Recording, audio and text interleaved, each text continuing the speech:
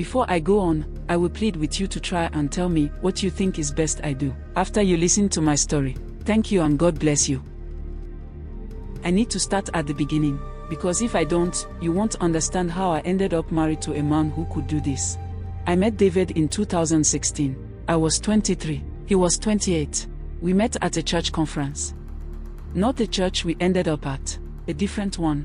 He was a youth pastor then, not the senior pastor, not the man in charge, just a young minister who seemed sincere, who talked about serving God, who said all the right things. We dated for 8 months before he proposed. Everything seemed normal. He was kind, attentive. We prayed together, talked about ministry, about building a life serving God together. At the time, his senior pastor had allowed him to start his church. But from time to time, go back and support him. His church was small, few members, but it was stable, respectable, nothing flashy, just honest pastoral work. We got married in 2017. Small wedding, church ceremony, both our families there. I wore white. He cried when I walked down the aisle. Everything felt right. For the first 2 years, we were happy, really happy. I worked as a teacher, he pastored. We lived simply but we were content. We talked about having children, about starting a family, about raising kids in the ministry. In 2019, we started trying to get pregnant. That's when everything changed. It started small. Things I didn't notice at first. David became frustrated with the church, with the pace of growth, with being just another pastor in a city full of megachurches. He'd come home from pastors' conferences angry, comparing himself to other ministers, pastors with thousands of members, pastors on TV, pastors with money and influence. I'm just as called as them, he'd say. I preach just as well. I work just as hard. Why am I stuck at few members while they have 10,000? I tried to encourage him, reminded him that ministry isn't about numbers, that faithfulness matters more than fame, that God sees his work, but it wasn't enough.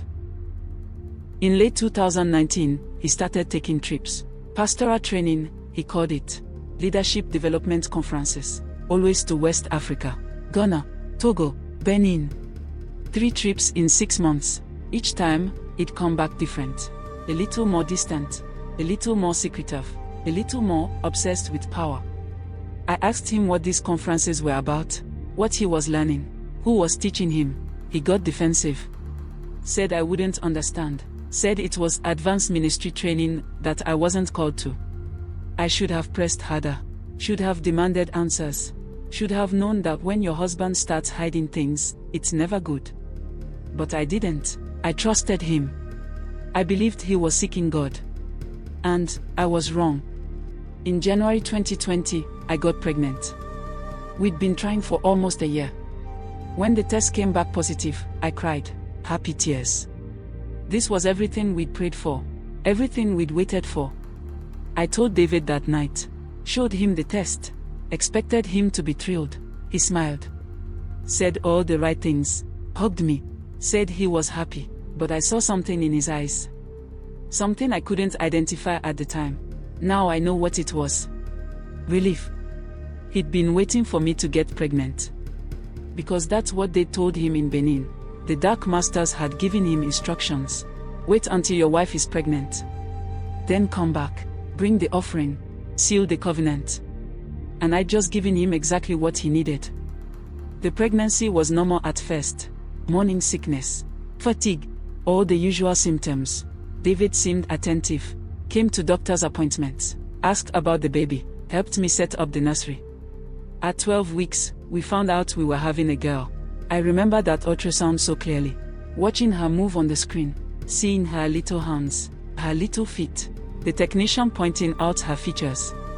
Look, she said, she's sucking her thumb. I cried. David held my hand. We picked out her name that day, Grace. We were going to call her Grace. We painted her nursery in March. Pink walls, white trim, little butterfly decals I'd ordered online. David assembled the crib, put together the changing table. We hung pictures on the walls. Everything was ready for her. In April, when I was about 16 weeks pregnant, David told me he had to take another trip. One more conference, he said. Just a week. It's important for the church. I didn't want him to go. I was pregnant. Hormonal. Wanted him close. But he insisted. This is the last one, he promised. After this, no more trips. I'll be here for you, for the baby, for everything. He left on a Monday morning. I and his nephew who had visited drove him to the airport. Kissed him goodbye. Told him to be safe. He was gone for 8 days. When he came back, everything changed. I didn't know it at the time. Didn't understand what he'd done. But looking back now, I can see it. The first 3 days after he got home, everything seemed fine. He was jet-lagged, tired, quiet, but present. Then, 3 days after he returned, I started having nightmares. Not normal pregnancy dreams. These were different. I'd dream about Grace, about something taking her, about darkness surrounding my belly, about hands, not human hands, reaching inside me. I'd wake up gasping, crying, terrified. David would hold me, calm me down, tell me it was just hormones. Pregnancy anxiety. Grace is fine, he'd say. She's safe. Nothing's going to happen to her. He was lying, because he knew what he'd done. He knew what was coming. He knew the Dark Lords had his payment scheduled. He just didn't tell me. I was 28 weeks pregnant. 7 months. 3rd trimester.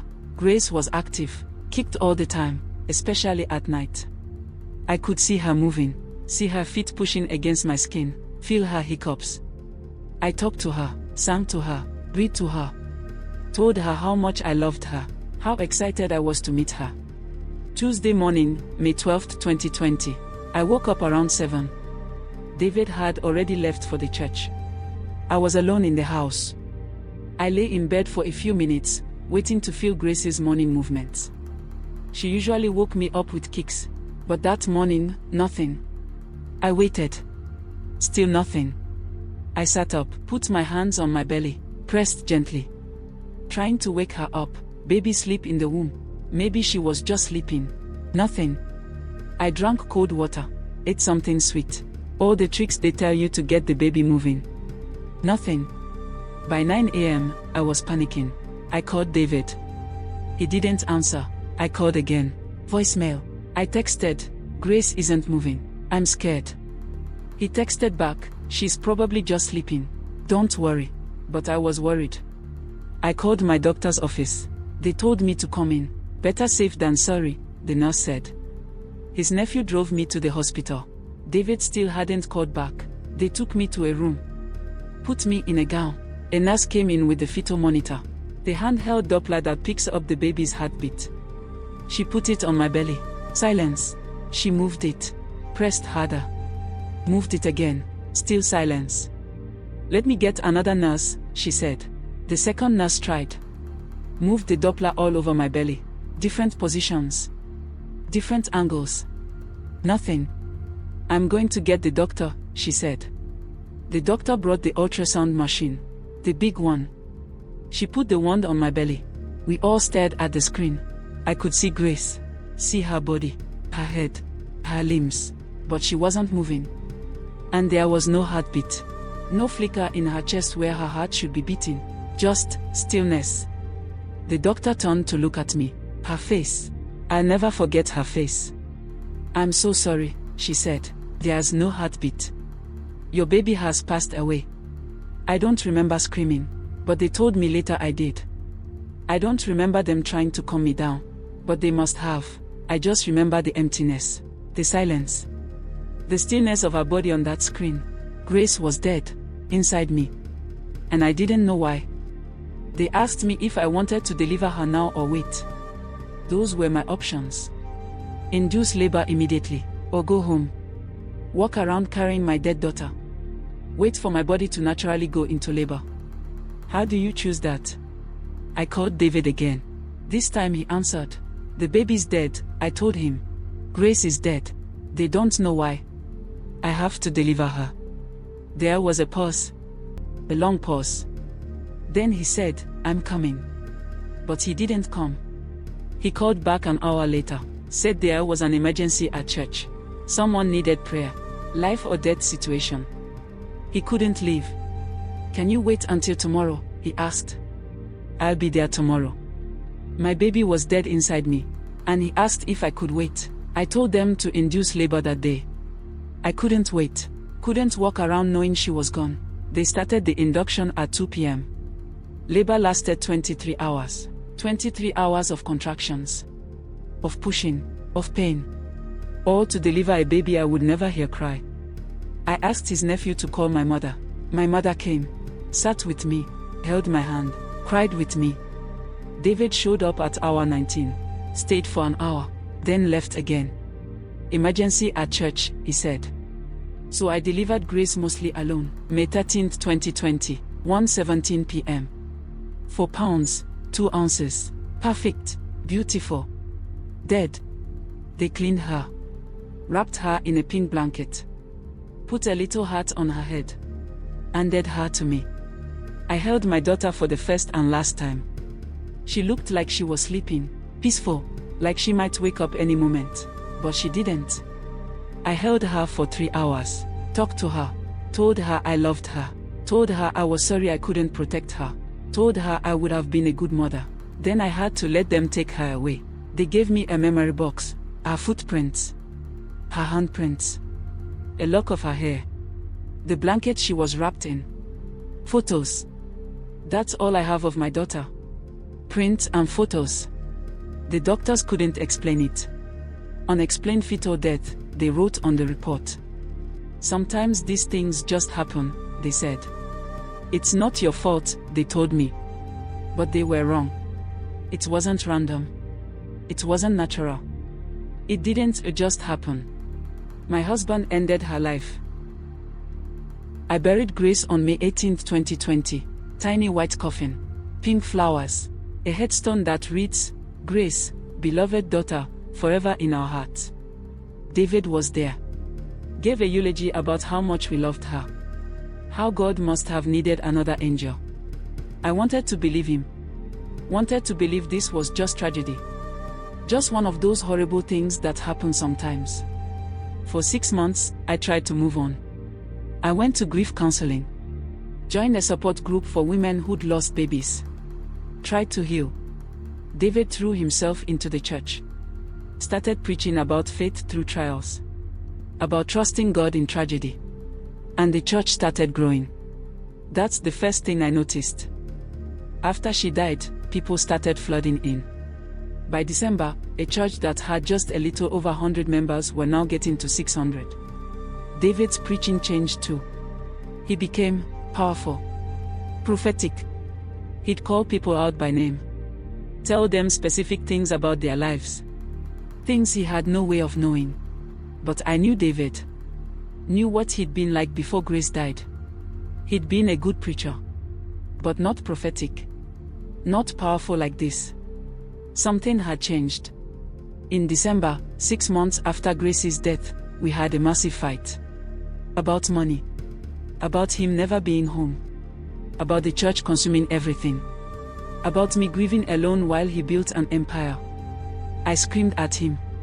Told him I felt like he'd forgotten Grace. Like her death didn't even matter to him. That's when he forgot himself and said something. Which he later had to explain everything to me. We were in our bedroom. Late at night. Both of us exhausted from yelling. I said, sometimes I feel like you don't even care that our daughter died. And he looked at me. And something in his face changed. Like he'd been holding something in for so long and couldn't hold it anymore. I care, he said. But I had to do it. The Dark Lords demanded a firstborn. I gave them Grace. That's why the church is growing now. That's why I have power now. She was the price. I stared at him. Didn't believe what I'd heard. He sat down on the bed. Put his head in his hands. And he told me everything. The trips. All of them. Want conferences. Want pastoral training. They were ritual preparation. He'd been recruited by another pastor. Someone who'd been there before. Someone who knew about the Dark Lords. The first trip was investigation. Meeting people. Learning the process. The second trip was negotiation. What he wanted. What it would cost. The third trip was the deal. The Dark Lords told him, your church will grow. You will have prophetic power. You will be wealthy. You will be influential. But you must pay the price. A firstborn child. Offered before birth. Taken in the womb. He agreed. Came home. Waited for me to get pregnant. When I told him I was pregnant, he knew. That was his offering. That was his payment. He went back to Benin in April. When I was 16 weeks pregnant. Told them, my wife is pregnant with a girl. I offer her to you. They gave him a date. May 12th, Tuesday morning. On that day, they told him, the child will stop living. Take her spirit. Leave the body. Your payment will be complete. And that's exactly what happened. Tuesday morning, May 12th, 7 a.m. Grace stopped moving. Because my husband had sold her 3 weeks earlier. I asked him, did you know? When I told you I was pregnant, did you know you were going to end her? He said, I didn't think of it as ending her. I thought of it as offering, sacrifice, for the greater good, for the ministry. The greater good, our daughter, was a business transaction for him. I left that night. Packed a bag, drove to my mother's house, told her everything. She didn't believe me at first, thought I was having a breakdown. Grief making me delusional. But I showed her the timeline, the trips, the dates, the church growth, the sudden prophetic gift. It all matched. I stayed at my mother's house for 3 weeks. David called every day. Texted, begged me to come home, said he was sorry. Said he'd made a mistake. Said he could fix it. But how do you fix murdering your daughter? I went back. Not because I forgave him. Not because I wanted to. But because I was afraid. If the Dark Lords could take Grace from inside my womb, what else could they do? If I divorced him, left him, exposed him, would they come after me? After my family? David told me, if you tell anyone, they'll think you're crazy. No one will believe you. And the Dark Lords protect their own. You can't touch me without consequences. So I stayed. Went back to church. Smiled at the congregation. Played the role of the pastor's wife. Watched my husband preach using power bought with our daughter's life. The church kept growing. Multiple services. Broadcast ministry. David's on TV. Radio. Making money. Building buildings. Everything built on Grace's grave. I tried to get pregnant again. Part of me hoping maybe another baby would fill the emptiness. Part of me hoping maybe I'd get another chance at motherhood. But I can't get pregnant. Doctors can't explain it. Say everything looks normal. Should be able to conceive. But I can't. I think God took my fertility too. Took Grace. Took my ability to have more children. Took everything.